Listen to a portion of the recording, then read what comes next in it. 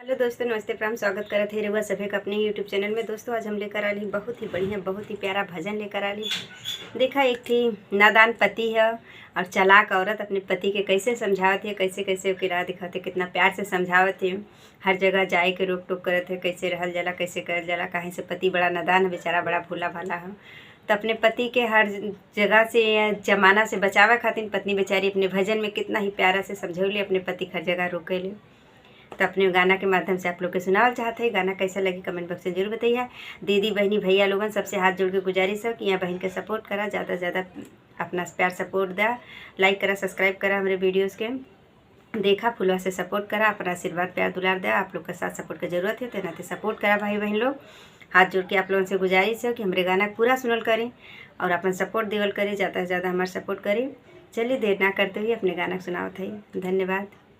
नारी समझावे चतुर होई जा स्वामी, नारी समझावे चतुर होई जा स्वामी।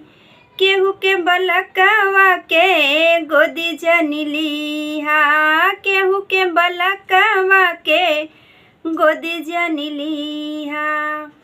अरे छीन ली है बालक भी किया जाई पानी, नारी समझावई चतुर होई जा स्वामी, नारी समझावई चतुर होई जा स्वामी। केहू के तिरियावा से नैना जिन मिलैहा, केहू के तिरियावा से नैना जिन मिलैहा।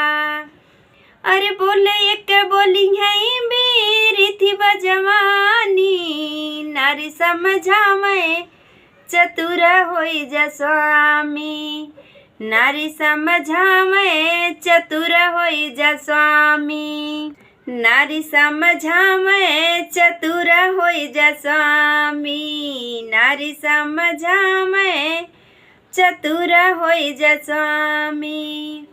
बोझली नैया स्वामी कबो जनी बैठा, बोझली नैया स्वामी कबो जनी बैठा, कबो जिनी बैठा हो, कबो जिनी बैठा।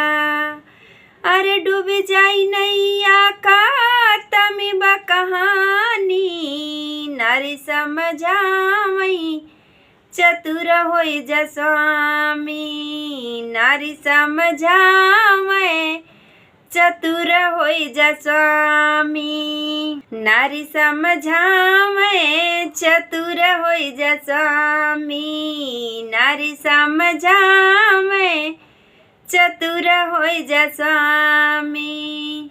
धन्यवाद दोस्तों। गाना कैसा लगल कमेंट बॉक्स में जरूर बताइए।